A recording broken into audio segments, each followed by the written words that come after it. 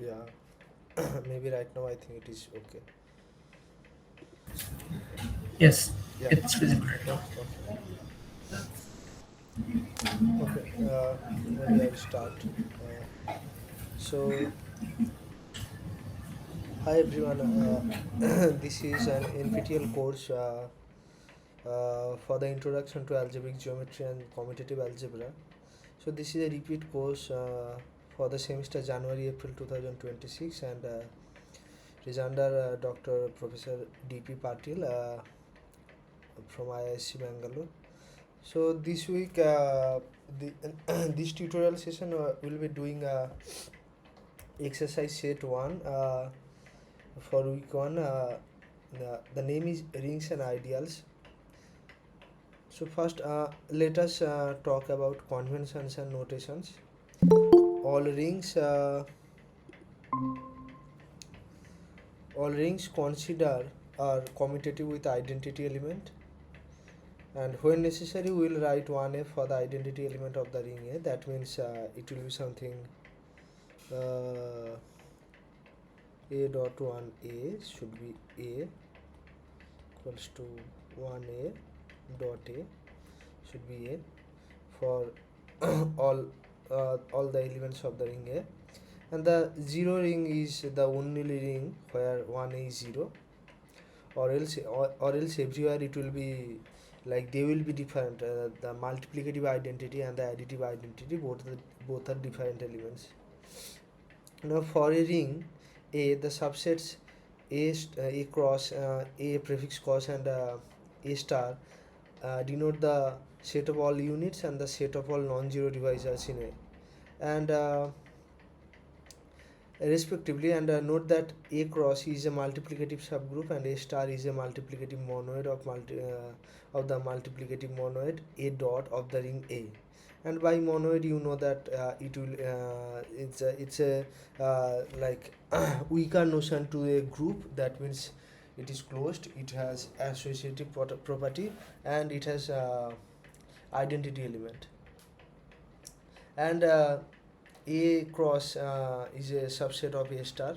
That is also clear because units are non-zero divisors, right? Because if a dot b equals to 0, if a dot b equals to 0, then you can just multiply it by a, and it will be something like b equals to 0. So the concept that by definition, that if a dot b equals to 0, both a not equals to 0, b not equals to 0, that is not happening here. So that is why it is a subset. And further, note that the z of a is a minus a star. We denote it by this, and this is the set of all zero divisors in a.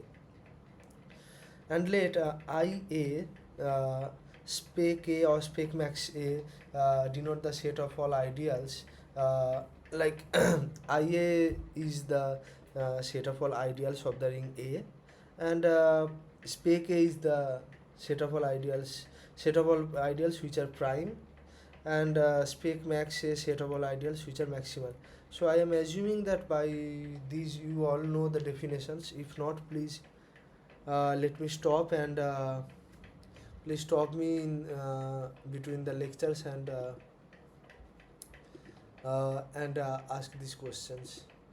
So yeah, now I hope these conventions are clear to you, because most of the time it will be used in the question, and I have exactly written down the convention as written in the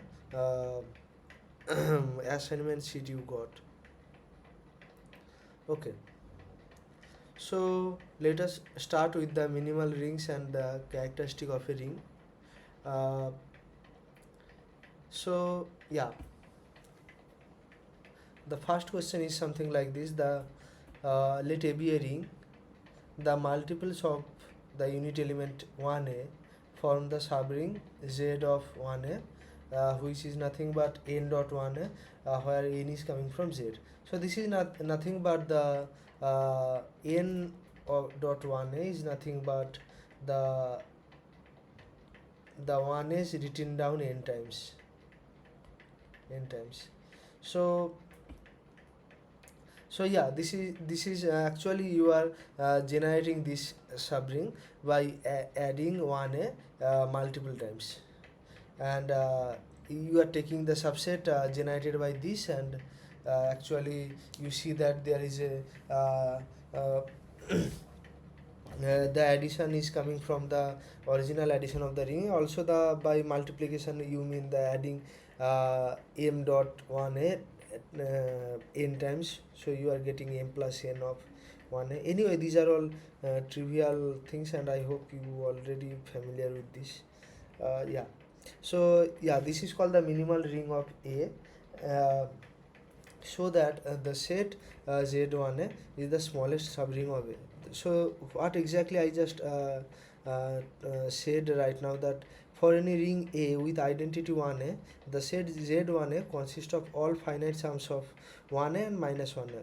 Yeah, you already get minus 1A when you just multiply 1A with minus 1. How do you get it? Maybe I should write it properly. Yeah, so if you write down this 1 of plus minus 1, yeah, into 1a, you see that it becomes 0 times 1, and since you are assuming a is non-zero, so yeah, these are two different elements, and when you multiply this is 0. So from here you are, it should be written down in below. It should be something like this: 1a equals to minus of uh, yeah, minus of 1a equals to, yeah, something like this. But anyway, um, so again this is clear that it will be closed under addition, additive inverses, and multiplication, because if you add like this, am times 1a plus n times 1a, it will be something like this, that m times 1a to 1a 1a n times, and so you'll be getting something like this: m dot 1a n times. So again, if you split this into 1a 1a 1a, and if you count this, you will see that this is nothing but a. So you can just simply write this, yeah. Anyway, so the main thing is to show that this is the smallest subring of A. So you know that, so up to this part it is clear. Now any subring of A must contain 1A, therefore must contain all of its integer multiples, because you know that if m and n are elements of a subring or ring, then their multiples are there, or their sums are there. So yeah, so it contains that Z1a. Thus Z1a is contained in the subring that you assume that already smallest. So you are seeing that no matter how small subring you choose, already Z1a is there. So it is kind of the minimal thing. So from here, if you do the mathematics and do proper containment to the both sides, then you will see that Z1a is the proper, actually the minimal ring of A. Yeah. Now the remark in the remark section, I added some information that is already from your question set to understand the second question that is given here. So yeah, before that, let me say these things properly. The order ORD of 1A, which is contained in N of 1A in the additive group, is called the characteristic of A and is denoted by char of A. So now if you assume that Z by NZ, and if you take your 1 from this, then you will be seeing that n dot 1 should be 0, right? or 2n dot n, 1 or 3n. So it should be something like r dot n. So r is coming from your again z. So you'll be seeing that this rn copies of 1, if you add them, it becomes 0. So now we then how do we define this characteristic of a or something like this? This should be the minimum of this um, thing, that minimum of this minimum of this rn, such that rn dot 1 equals to 0, and it is clear from this example that it should be n, that order of 1 should be something n. So this is the order of 1a, and which is called the characteristic of a. Recall that if G is a multiple group with a neutral element EG, that is identity element, and A belongs to G, and if you define H as something like this, a to the power n, where n belongs to Z, this is the cyclic group generated by A, right?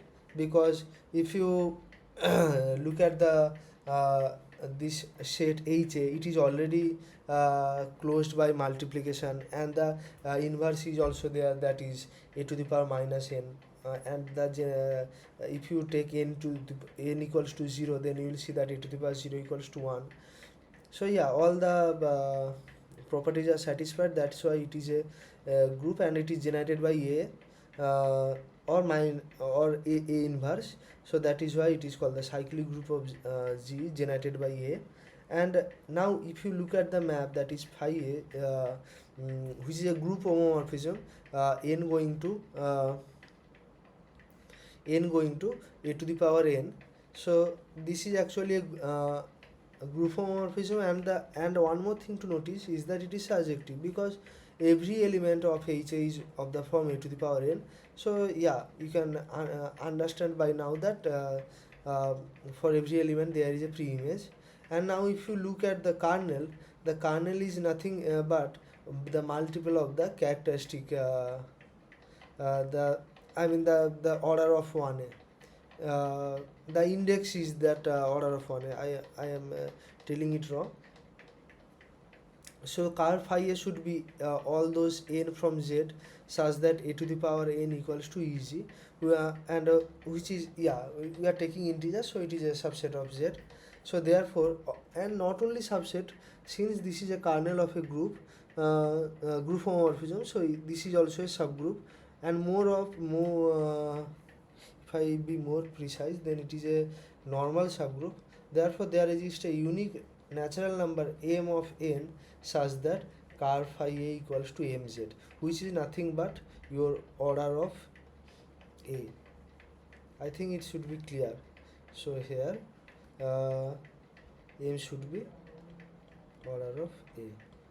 This natural number m is called the order of a, and is denoted by this. Now consequently, you can write this, that car of phi a is z of order of a, because all the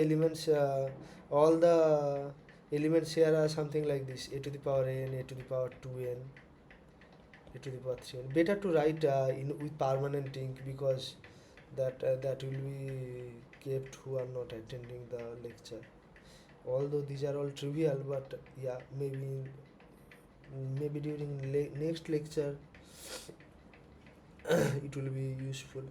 Okay, so consequently car of phi a is this, and yeah, okay, if m order of a is 0, then already you can see that phi a should be injective, right? Because there only thing in the kernel will be 0 itself, and it is already surjective, so it will be bijective, right? So therefore you can see that if order of an element is 0, then the cyclic subgroup generated by this is isomorphic to Z. So maybe you can say that this is the first non-trivial result of our discussion this evening. Yeah, this one.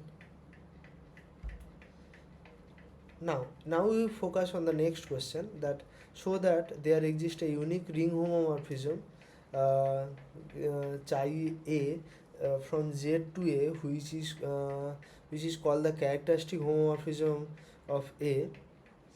Determine its image and kernel and relate them to characteristic of A.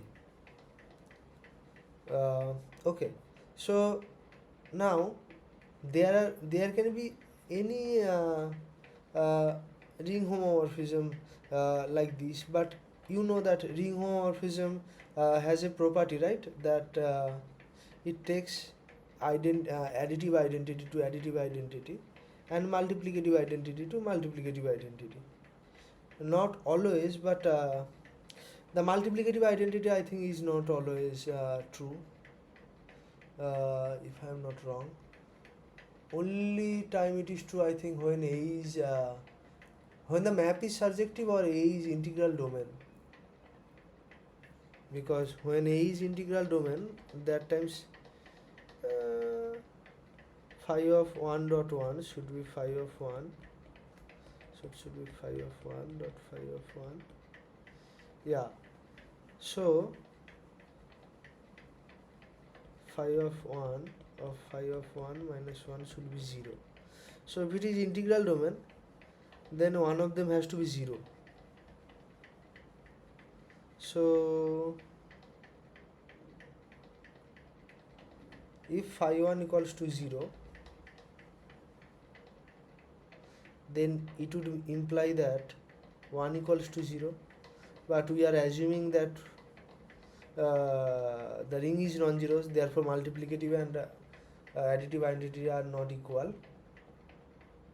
So phi 1 is non-zero, therefore this is 0, so phi 1 equals to 1, right?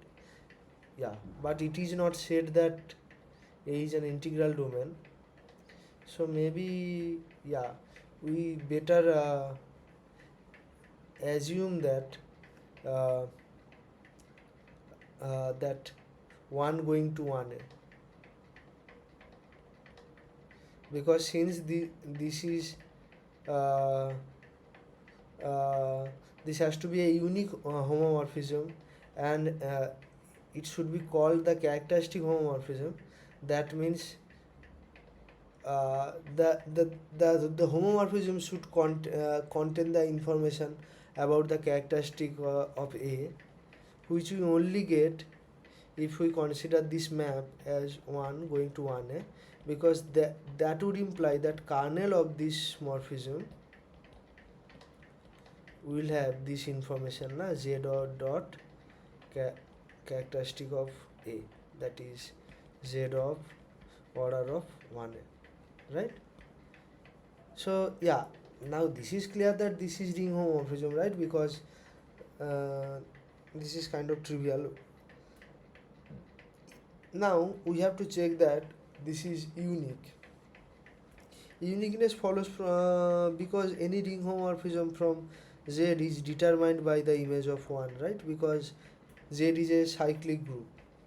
I mean, if you forget the ring structure for now, if you only remember the cyclic group structure, then also you get the information of the image, because it is a cyclic group, so it is generated by only one element. So that is why they are saying that this uniqueness follows, and this homomorphism is called the characteristic homomorphism of A.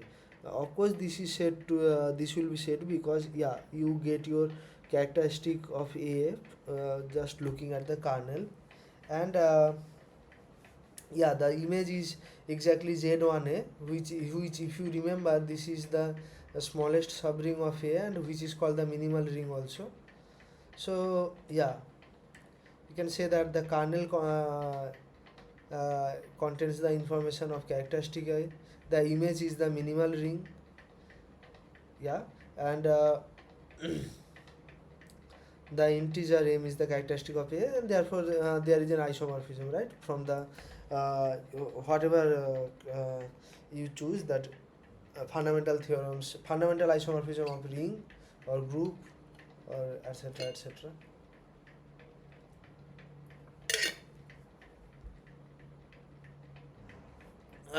please stop me if you have any doubt. But okay, so now if G is a multiple group with identity element EG, then for each n coming from Z, the power map, that is chi n from G to G, is a map from G to itself. That is clear. And altogether, the assignment that is saying that uh, this this notation means that all the group homomorphism of G. So you can just write this as GG, and the operation is the, I think the operation should be uh,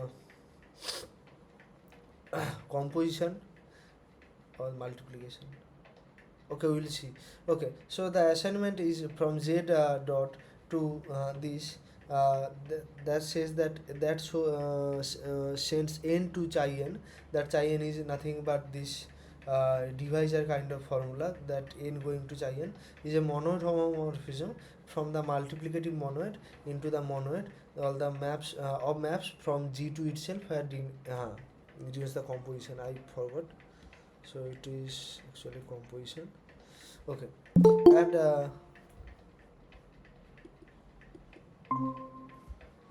and the subset k of Z such that x to the power k equals to EG for all x belongs to G is a subgroup of the additive group, right? Because again, if you look at this, uh,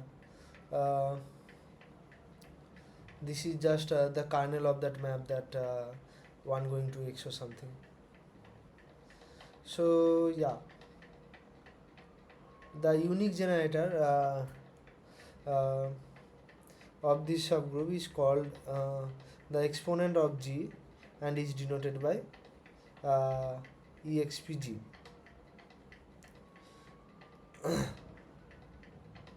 So one thing to note, that this K is such an element such that x to the power k equals to EG for all xg. So this is kind of the intersection of all kernels that is happening here, right? And you know that intersection of all the subgroups is a subgroup. So therefore it is already it is also a subgroup. Or there is another way to check, that you can just check it by yourself, that if it satisfies this additive thing and inverse thing. I think those two are clear to check if it is a subgroup. Anyway, so now assume that G is an additive abelian group. By Is additive, it? yeah, Can you repeat like that intersection of kernels part? Like, yeah. So this is something like this, that if you remember this, oh yeah, this map, that is going to n going to a to the power n, and if we look at the kernel of phi a is a to the power n equals to this identity thing, then you can simply write this kernel of phi a, sorry, a coming from G, yeah, yeah, yeah. yeah, okay. So yeah,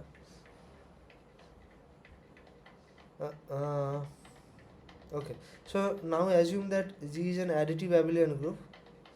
Uh, that means, yeah, A plus B is B plus A.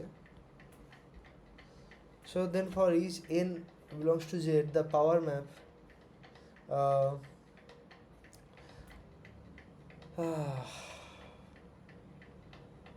yeah, the power map is an endomorphism of G, that is chi n of Ng for chi n belongs to this endomorphism of G.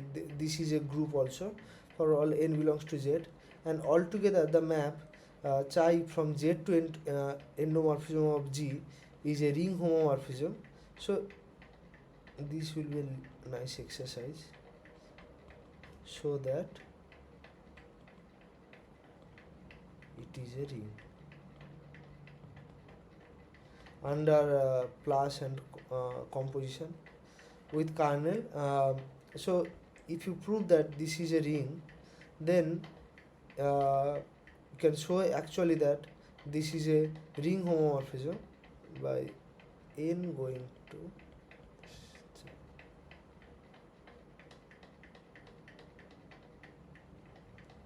yeah, just the restriction of this map, because we already showed. Maybe G is a little confusing. Yeah.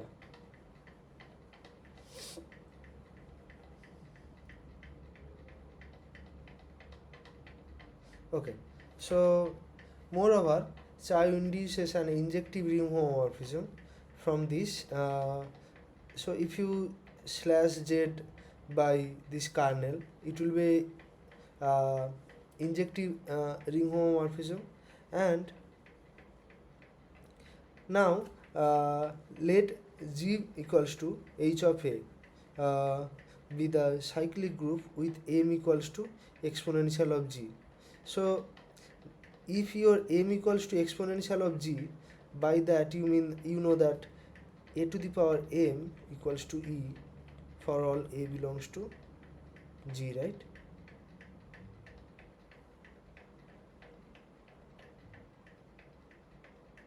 Where this,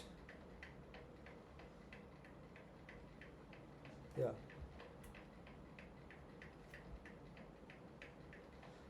Then this Chi bar is also surjective, and hence this is your Chi bar. Yeah, then Chi bar is also a surjective, because you see that if like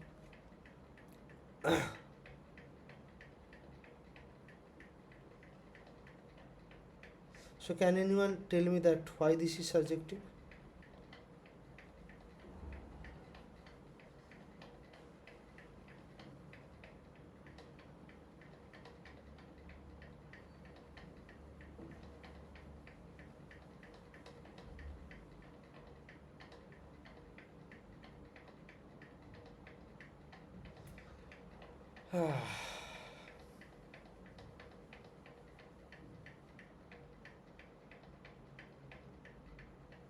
So what you are given is that you are allowed to take your G as Zm.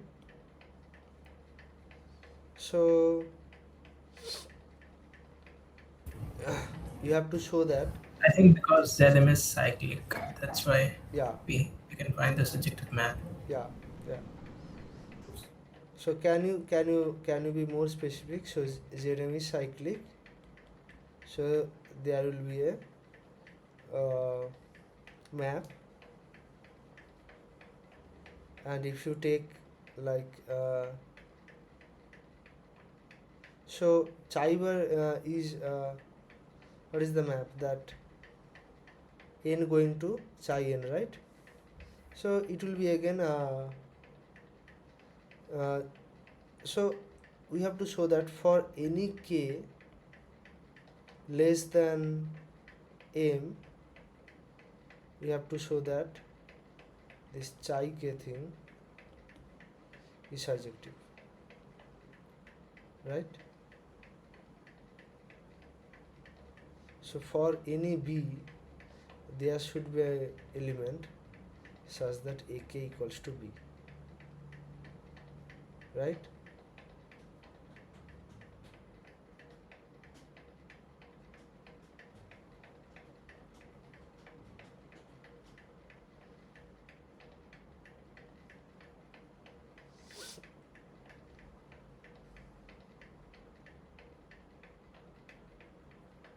So yeah, this is written in the additive notion.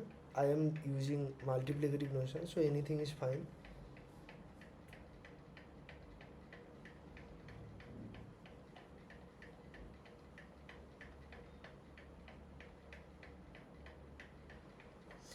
Okay, so it will be a nice exercise for you to follow.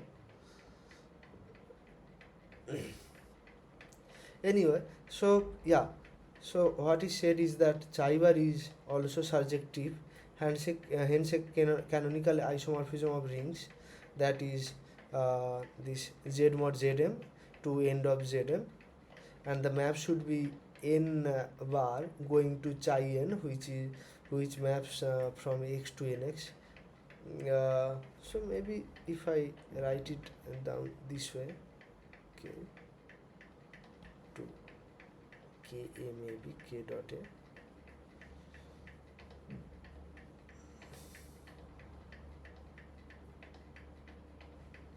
Okay, so in particular, uh, chi bar induces an isomorphism of groups, that is this cross, how I defined it, that was the units, right?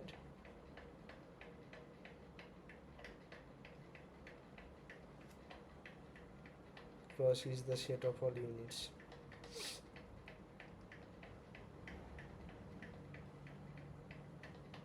Yeah, that means that if it is a unit, then it will be invertible, right? And if it is invertible, then it is clear that already you can just toss it out and it will be automorphism. So that is why they are saying that this will be isomorphism of groups. But anyway, if G is finite, and that is if your m is greater than 0, like because if your order of group is finite, then you cannot just multiply an element with itself infinite times. So you ultimately will get an order of a which will be non-zeros, and eventually you will be getting an exponential of g. So yeah, then the order of the unit group is phi m, uh, and hence by Fermat's little theorem we obtain the Euler's formula. So all this time we are doing this. Anyway, the theorems are for the classes, maybe we should focus on the problem. But yeah, you can look into this thing, and I will upload this also in the post. We will be getting a link or something. Yeah, there you can again check. So yeah, so that characteristic of A equals the exponent of the additive group A plus. So the exponent of an abelian group is the least positive integer m, such that m of x. So this is I am defining. So the exponent of an abelian group is the least positive integer m, such that m of x equals to 0 for all elements x of the group.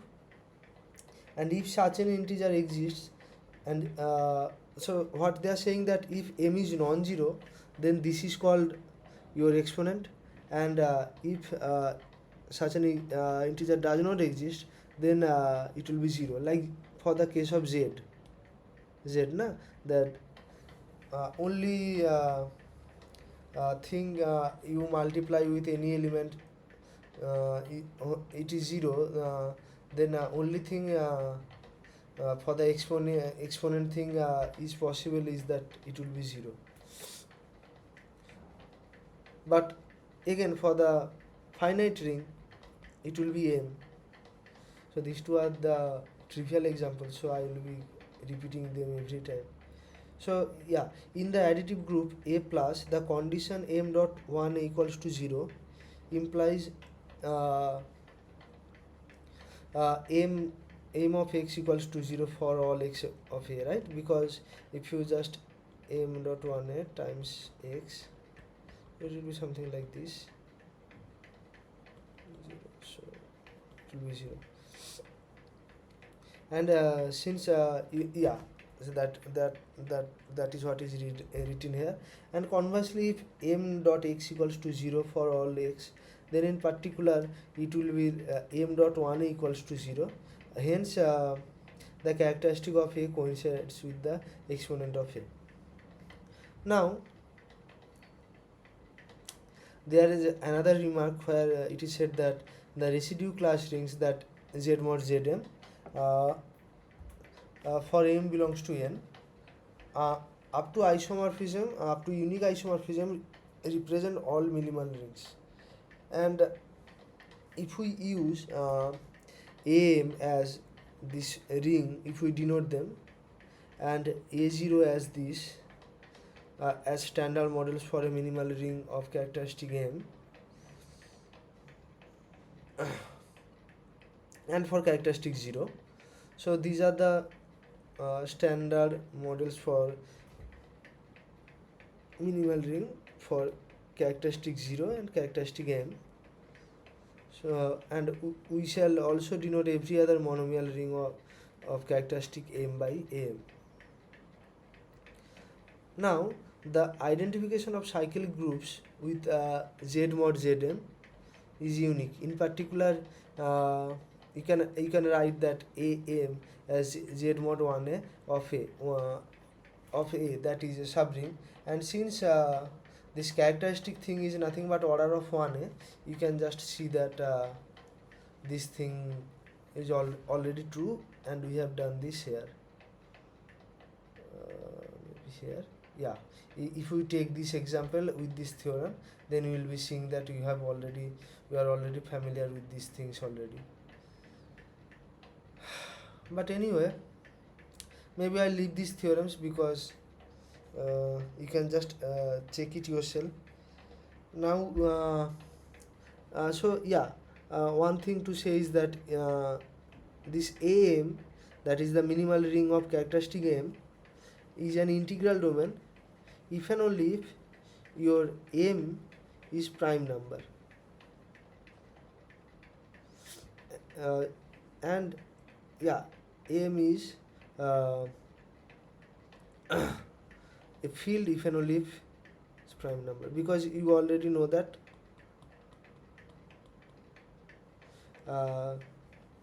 this is a PID, and in PID every prime ideal is maximal. So yeah, and a ring mod maximal ideal is always a field, and the converse is also true.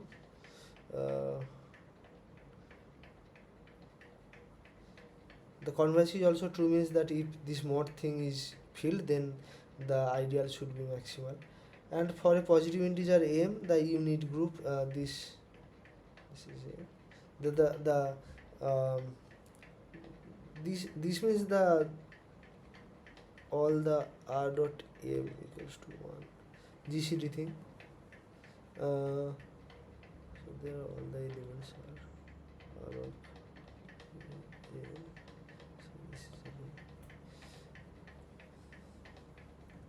So this is called, these are for from number theories, prime residue class and group modulo m.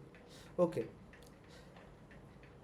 So we have to show that every minimal ring of characteristic m is isomorphic to Z mod mz. This is funny because I have already said something using this. But anyway, I will prove this, and that is and this isomorphism is unique. So yeah, if A is minimal, then A is Z times 1a, and by part B, that is what does part B say? Yeah, so this map is characteristic homomorphism, and the kernel is already Z mod characteristic A, and this the image is minimal ring, the kernel is Z times characteristic A, right? So here by part B,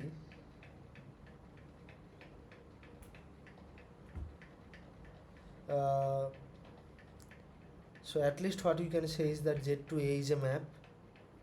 The image should be minimal, but the ring is already minimal, right?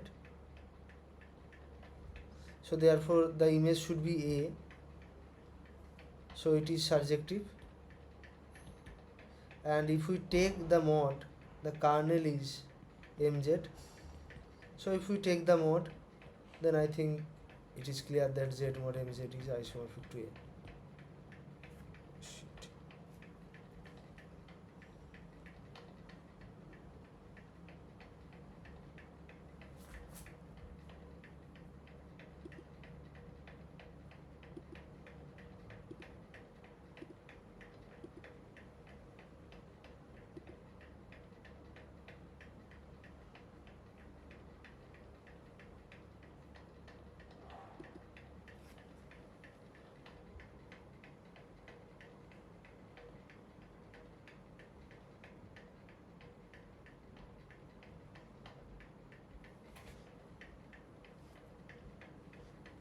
Yeah, I think my internet was gone.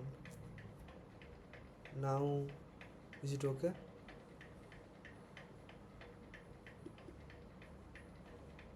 Okay, I hope this is okay.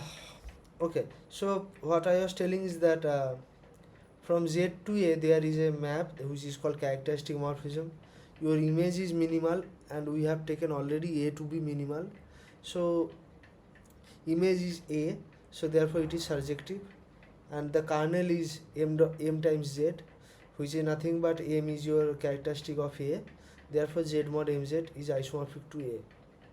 So, and since the homomorphism was unique, the characteristic homomorphism was unique. Na, in B we proved this, so therefore this isomorphism is unique.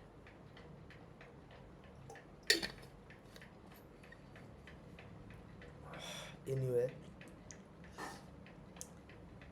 so till this part, if you have any doubt, you can ask me. I can give you some time, and if you have any doubt.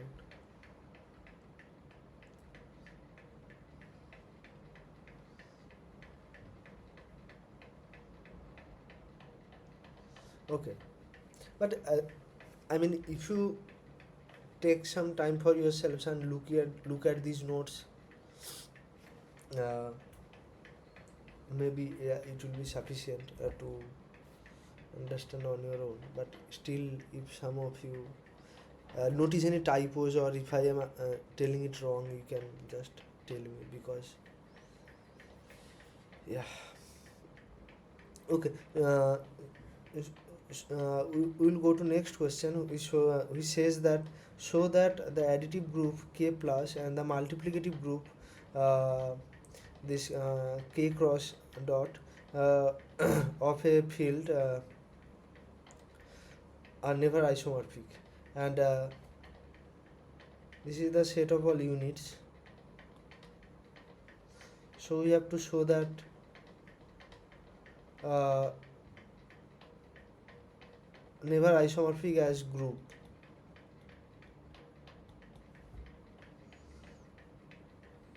So we distinguish two cases according to cardinality of K. So one thing to note, that if K is finite, uh, you can already see that the cardinality will be different, right? Because you will exclude the 0 from the units, and it will at least, I mean at most, have n minus 1 elements. So therefore they cannot be isomorphic, right? So the only non-trivial case is to check for when K is infinite. So yeah, we will prove this by a contradiction, and for now you can assume that there exists a group isomorphism between them, and since phi is a group isomorphism, it maps identity to identity. This is always true, right? That therefore phi of 1 should go to 0, and in the multiplicative group, this minus 1 square satisfies this, that should go to 1. Now if we apply phi, and using the homomorphism property, you will see that phi of 1 should be phi of minus 1 square, and uh, the multiplication goes to addition, and it should be something like this. And since phi of 1 is 0, then it should tell you that 2 of phi of minus 1 is 0. Now there are two subcases, right? Because uh, characteristic of K is involved here, and that is what we have been doing for the first half of this lecture. So yeah, for first let us go through the trivial case, that is, if characteristic K not equals to 2, then you will see that 2 of 5 minus 1 is 0, implies 5 of minus 1 is 0, but 5 of 1 is 0 as well, right? And if this was an isomorphism, then the 1 1 correspondence should be there. Therefore, phi of 1 and phi of minus 1 both cannot be 0. Therefore, the injectivity is injectivity thing cannot happen, and therefore phi is not an isomorphism. And note that our phi was arbitrary, because this thing is true always, no matter what isomorphism you take. So for the subcase 2.2,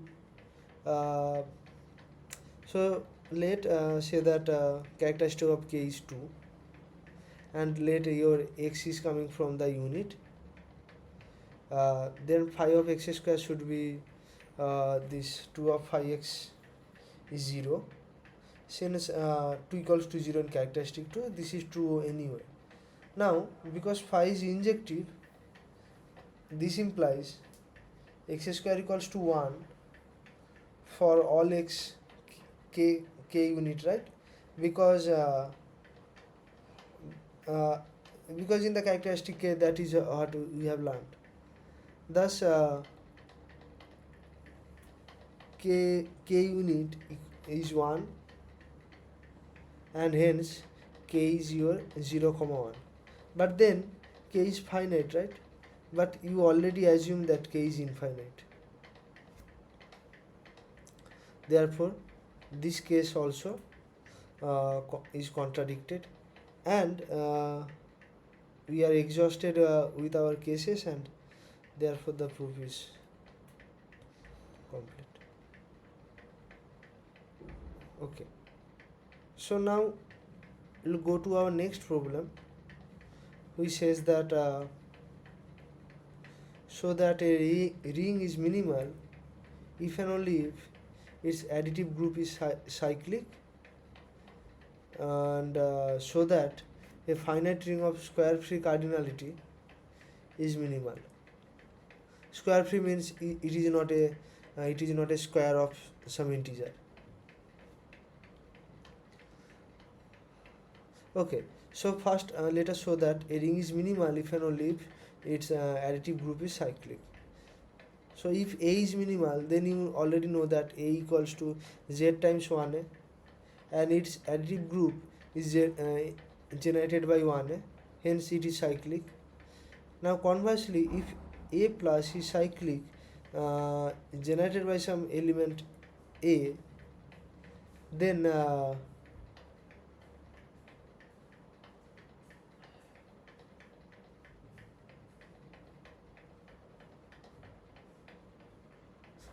if A plus is cyclic and it is generated by some element A, then A equals to 1A, since the additive generator must also generate the multiplicative identity. And it is clear once you look at the characteristic polynomial. I mean that polynomial was unique, right? But if you I mean this is Z2A, what was this value? Okay, so if you look at this polynomial, that says that n going to 1A is unique, right? But if you look at n going to A, which is a cyclic group, then also you would see that the kernel you would be getting is Z time some characteristic of A, and from that you will be seeing that this would be isomorphic to A. So therefore the image should be unique, and from that A would be A is equal to 1a, and since this is true, thus we have that a equals to z of 1a, and therefore a is minimal. Now if a is finite of square free order, its additive group is finite abelian group of square free order.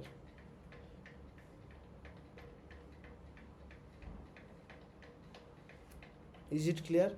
If a is finite of square free order and its additive group is finite abelian group of square free order, and this is standard group theory, that if this is the case, then this is cyclic.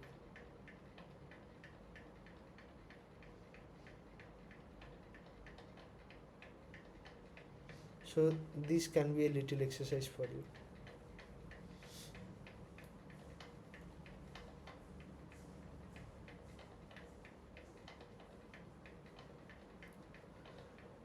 Okay, so now we'll come to another remark. That means for my case the remark will mean that a bunch of information that will pop out from somewhere. Okay, so the additive group of a field K is an elementary abelian P group where P is your characteristic K. So the additive group of K is generated by 1K, right? And by elementary, this means that they mean that this is generated by 1K, and this is abelian already, because you know field contains all the good properties. And by P group means that P times the elements of that group are 0. So recall that if for a prime number P, an additive abelian group H is called an elementary abelian P group. If P times X is 0 for all X belongs to H, and that is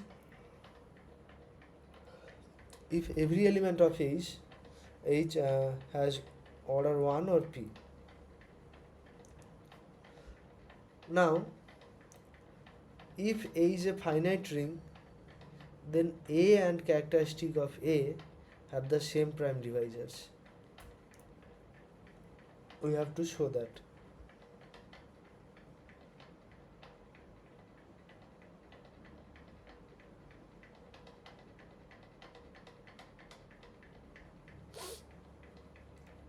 That means if characteristic of A is n, then we have to find the P such that P divides n, and if it is the order m, then they are saying that P divides n is same thing as P divides n. So the additive group A plus is a finite abelian group, and so its order equals A, because the underlying group contains all the elements, and the characteristic of A is the order of 1A in A plus. That is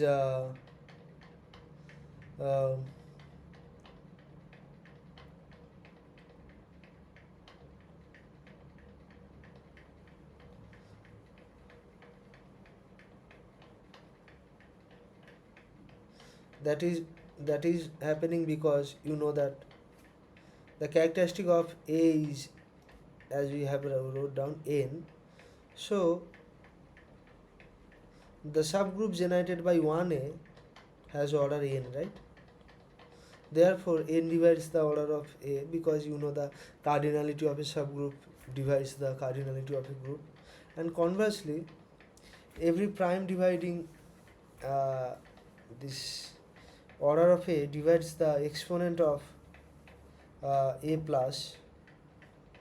The exponent what we have studied here, that is an element such that the product of that with every other element is 0.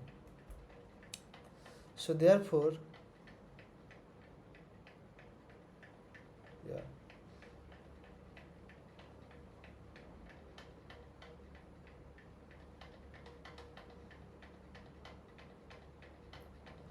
because you see that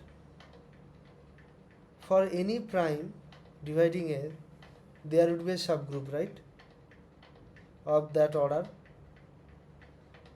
and that should be a cyclic subgroup because the subgroup of prime order is cyclic. So that means P times A would be 0. But the exponent of A is something like that, m dot A should be 0. So order of A divides order of m, and since P is prime, it should be order of A, so P has to divide m. And yeah, so therefore which equals the characteristic which is the exponent of this thing, hence the same exact prime divisors.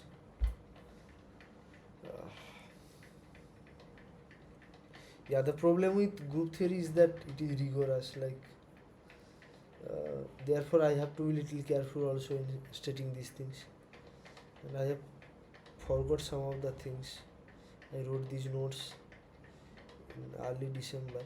Okay, but the notes are I hope they are well written so you can understand, but I'm trying to tell as explicitly as possible.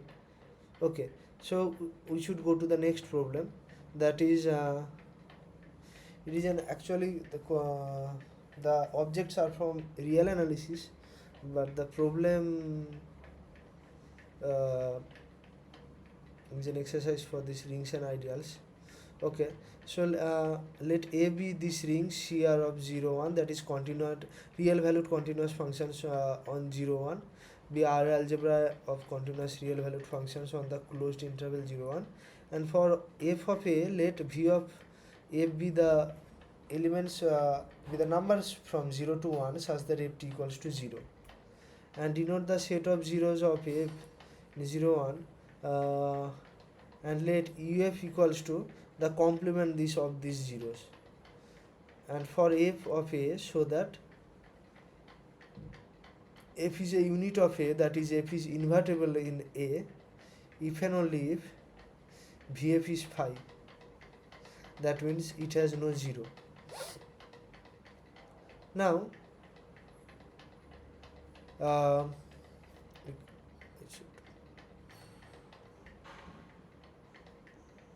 okay, so suppose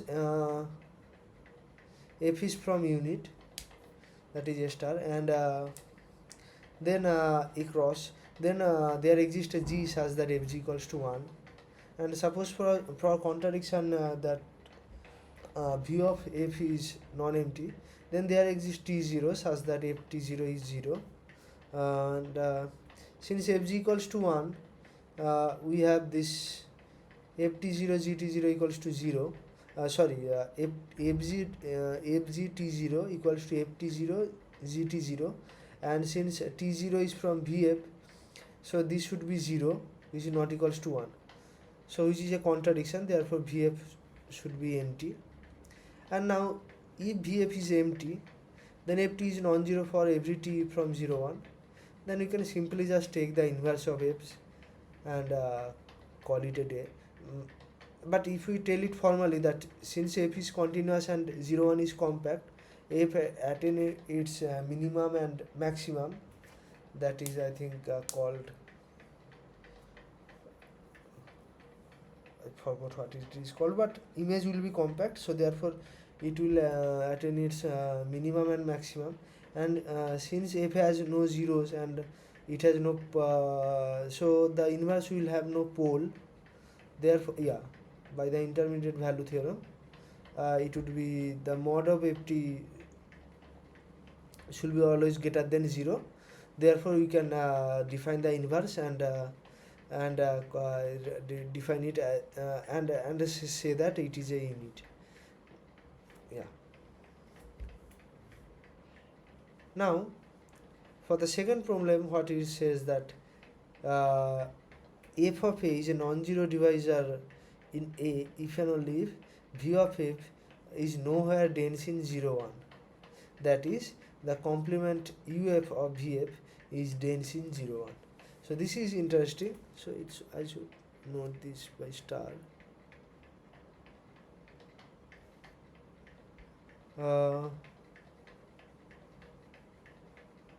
Suppose f is a non-zero divisor, and we will show that uf is dense in 0 1.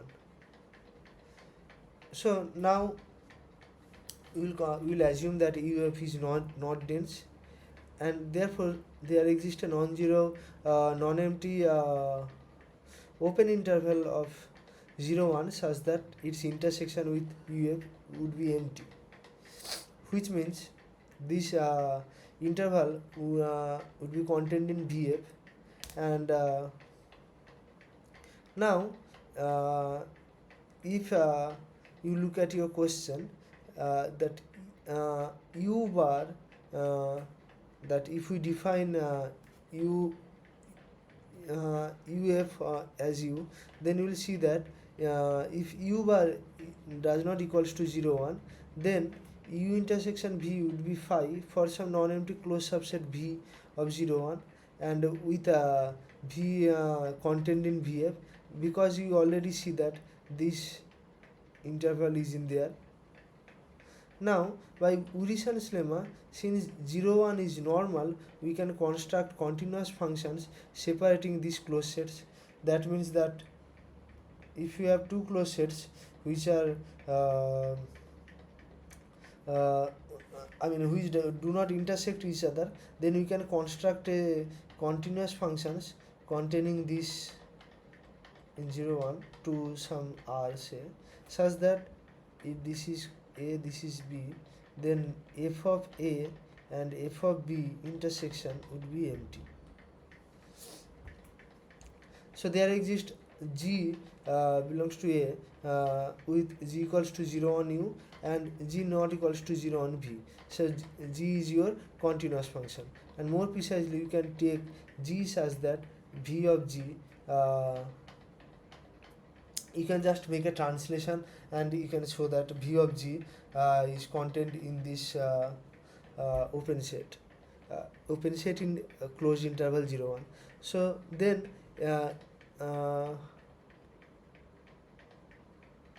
then fg equals to 0, and since on u we have g equals to 0, so fg would be 0 because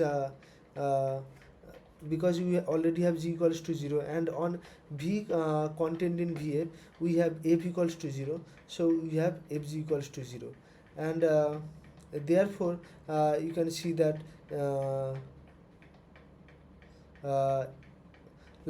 this fact that uv u union v equals to 0 1 in this construction, and fg is continuous with fg equals to 0 on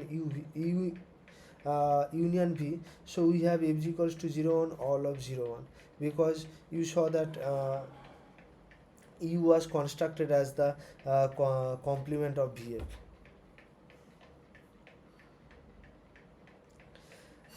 Since g not equals to 0 on v, and v is contained in 0 to 1, this contradicts the fact that f is a non-zero divisor, right?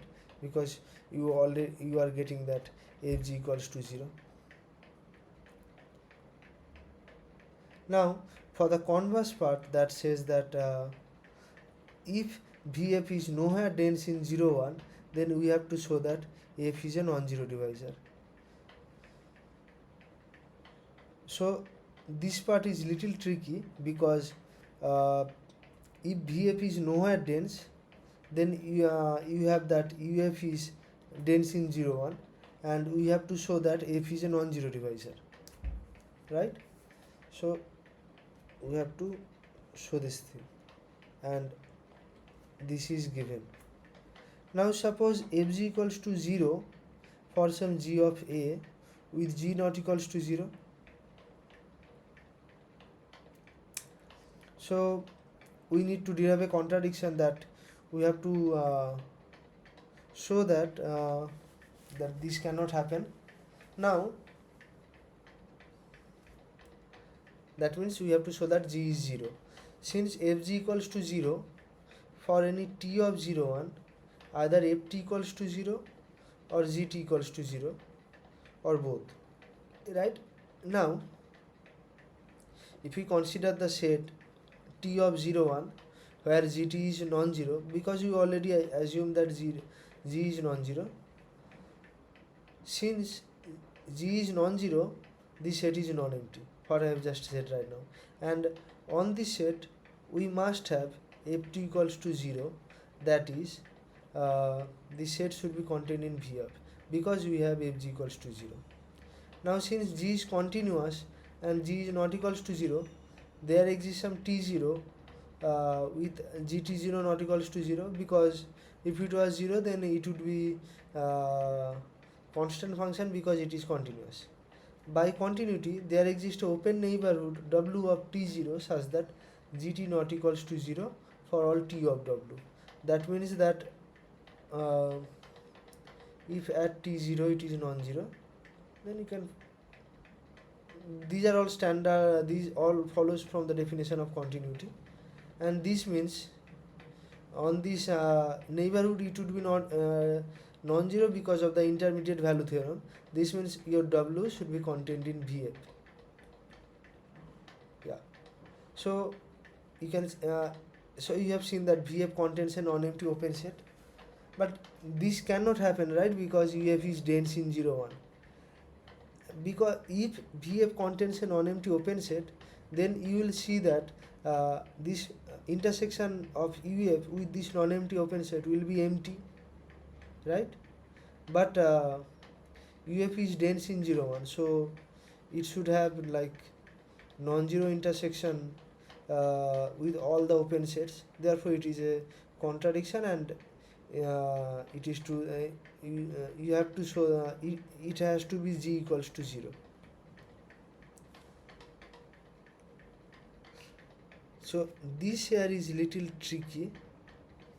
You can read it later and mail me that if you have any doubt. Okay, so maybe I will leave these C and D for now. I have already solved this, so you can check for yourself. But yeah, I think at least we should try, since we have no other problem. Okay. So the set of all non-zero divisors, they are saying that it is contained in S0, which is defined as A minus ZA. That is, there exist non-zero divisors which are not units in A. So what is your ZA? I think it was defined in the first, but yeah. So ZA is the all sets which are all zero divisors of A, and what they are saying that the units, so this is just, the units are contained in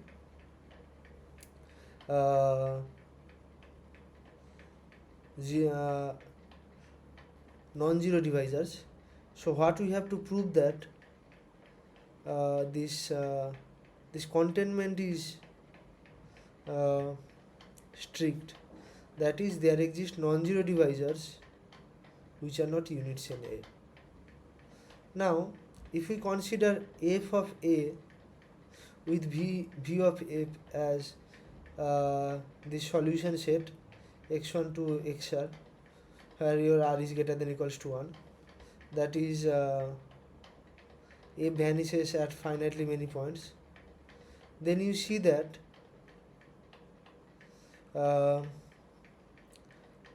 assume that the solution set of f has finitely many points, so then uf is this set, right? And you can see that this is a dense set, right? Because if you subtract finitely many points, then if you take the closure, then you will recover 0 1, right? Yeah, what just so this is a standard fact from real analysis. And a finite intersection of dense sets is dense, therefore you have reached dense in 0 1. Yeah, so therefore VF is nowhere dense and F is a non-zero divisor, right? But you can see that it is not unit because it has finally many zeros on 0 1. So when you take the inverse, that is 1 by F, then it will have poles at those points. Pole means it will have singularities at those points, not singularity, discontinuity at those points. For the real analog, obviously. So yeah, it will be not unit. So if you take just ft equals to t on 0 1, it will have 0 at 0. Therefore 1 by t is not continuous in, not unit, sorry. CR01 F equals t. Okay, so therefore this containment is strict. Now for a subset y, let Iy be the set of all ideals, set of all not set of all a was defined as function, right? Set of all functions such that f of y is 0 for all small y belongs to capital Y. So now we have come to the algebraic geometry part. Not yet, but at least this thing is here. So I'm little happy to show you this because till now I was doing real analysis. That is why I was little uncomfortable. Okay.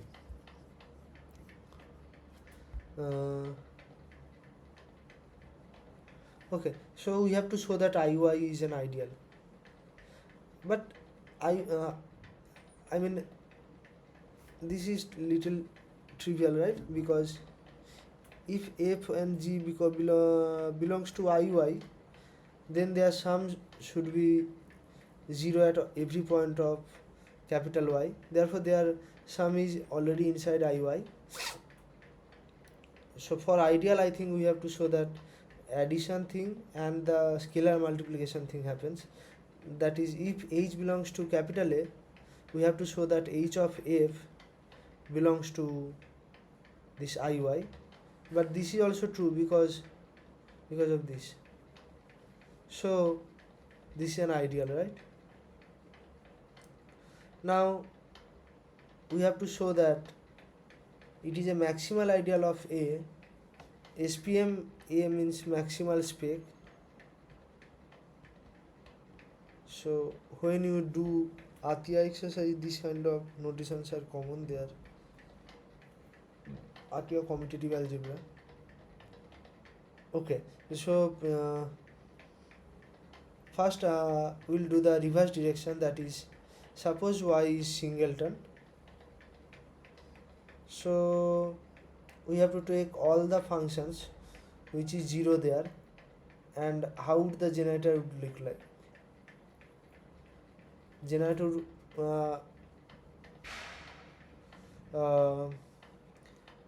I mean IY should look like this, na? All the functions which is 0 at C.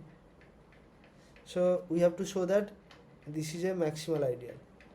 Suppose J is an ideal which contains IC. So we have to show that J equals to IC, right? So let G be an element from J minus IC. So G of C is not equals to 0. Define HT as GT by G of C. Then H belongs to A, since G is continuous and GC is not equals to 0. So H is continuous in a neighborhood C, we can extend this globally. Okay. So actually H belongs to J, since H equals to 1 by I mean this constant times G, and J is an ideal, right?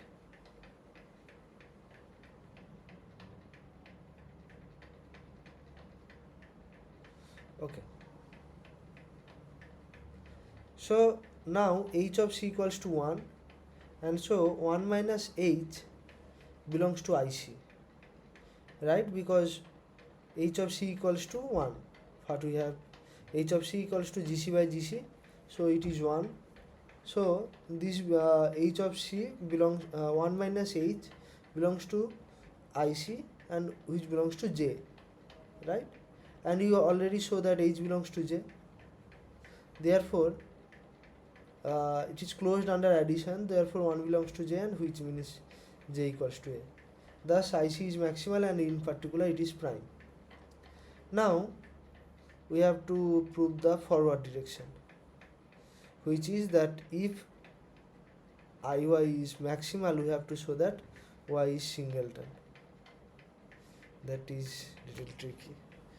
So you can read it while I take a break.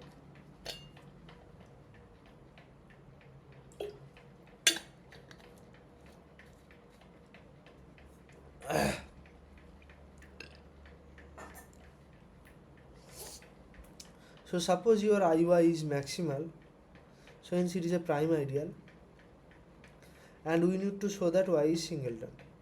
Note that if Y prime is a subset of Y, and which is a subset of 0, 1, this is true, because if function vanishes on the bigger set, it vanishes on the smaller set also, like on its subset. Therefore this containment is always there. So first we show that Y is non-empty, because if Y is empty, then IY should be the whole thing, but the whole ring is not maximal, right? Because A by A is 0, but 0 is not a field, therefore Y is non-empty. Next, suppose Y contains at least two distinct points, that is C1 and C2, with C1 not equals to C2. Then IY is contained on the intersection of these 2 points, because from this you already know that IY is contained in IC1 and IY is contained in IC2. So by Urysohn's lemma, there exist F1 and F2 such that F1 C1 equals to 0 and F1 C2 equals to 1, and again F2 C1 equals to 1 and F2 C2 equals to 0. Since the 0, 1 closed bracket, that means this compact space is normal, then your F1 belongs to I of C1 and F2 belongs to I of C2, but the converse thing does not happen, right? Because of this Urysohn lemma. Therefore you see that F1, their product belongs to I of C1 comma C2, which is already contained in I of Y, and since IY is prime, we have this product inside IY. So therefore F1 belongs to IY or F2 belongs to IY. But F1 of C2 equals to 1, which is not equals to 0, and F1 of C2 equals to 1, which is not equals to 0, and C2 of C2 belongs to I, therefore F1 does not belongs to I of Y, and similarly F2 does not belongs to I of Y. So which is a contradiction when we assume that there are at least 2 points which are not equal. So Y has to be singleton. So yeah, we are done. So for the thing, if you have doubt, there is already a class TA, but since I am handling these tutorial things, you can send me a mail and I will be happy to reply. Okay, so I hope it is fine for you. Anyway, okay, we will meet on the next week. Thank you. Can I ask a question? Yeah, sure. I forgot to ask at this. Uh, I can, sorry, can you explain in the group, in the first part where we were discussing the chi-n and that isomorphism, like, can you go over that part again because the I got confused with the notation. Yeah, I got confused too because uh, Yeah, like the subjective part, like, yeah, why you explaining? So, like, yeah, yeah, subjective part I also got confused because it was too much notation, yeah, and since I was talking too much, I could not run my head. Uh, the subjective thing, I was also thinking, but okay, since we have time, uh, let me think. Also, you can also think, and let us find a solution.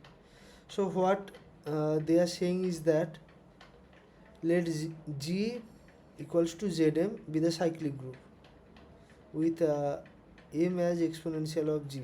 That is fine. Then chi bar is also surjective and hence has a canonical isomorphism.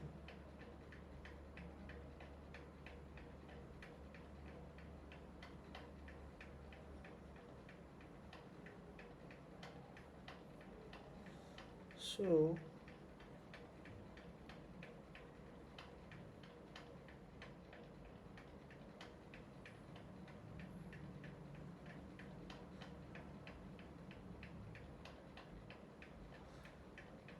okay, I think there is something wrong here because I don't understand what I wrote here.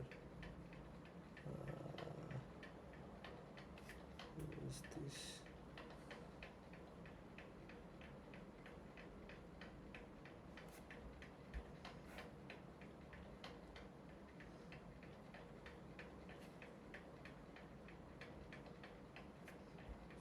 And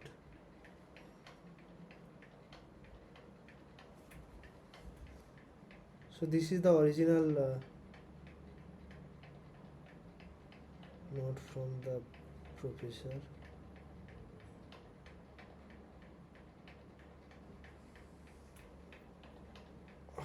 So this was the part, I guess,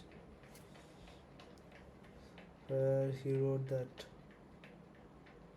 this.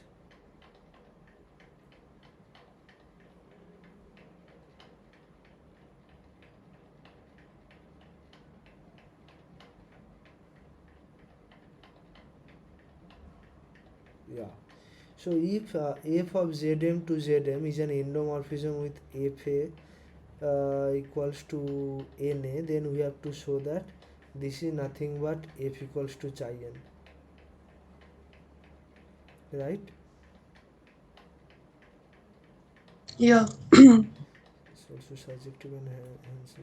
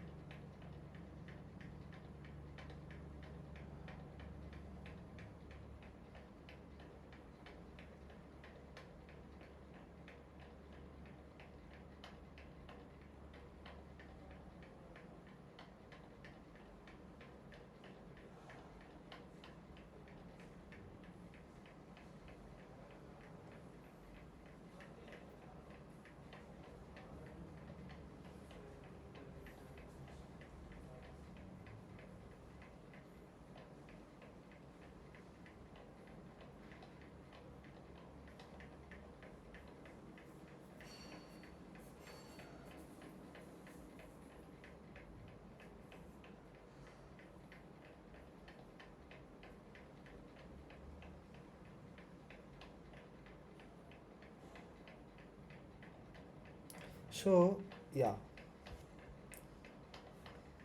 uh, there is a little notational error which I have to fix. Think how to fix this.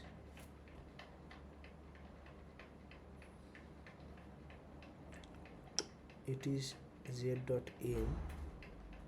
So it was a little confusing for me too.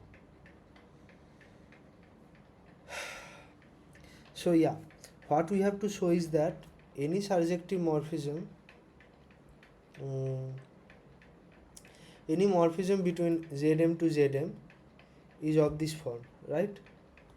Yeah. So, but how does the ring homomorphism look like? So, any ring homomorphism is also a group homomorphism, right? And isn't it enough to let F be your ring homomorphism and F belongs to end of Zn?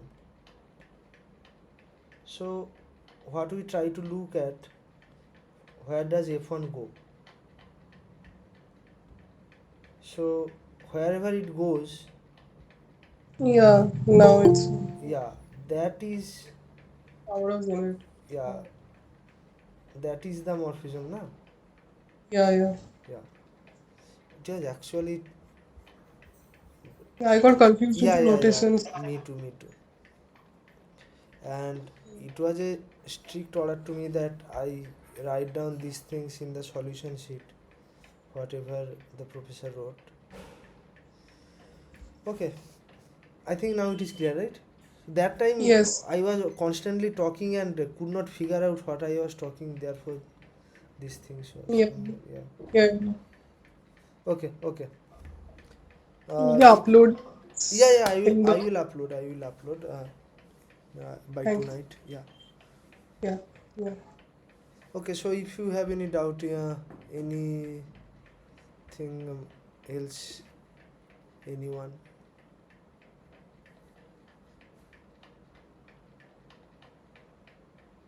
Okay, it was nice meeting you all, Aritria, Ratul, Satinder, and Vishnil. Okay, okay, good night.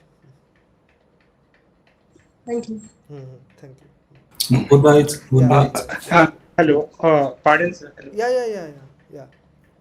Sir, like, no, I'm taking this one more course on like algebra, no, Okay, group theory. okay, So, like, because some basics I'm missing over there, so that was compulsory for me. So actually, I want to do this course also. I applied for the exam for this competitive algebra also. okay. So today I missed this class also.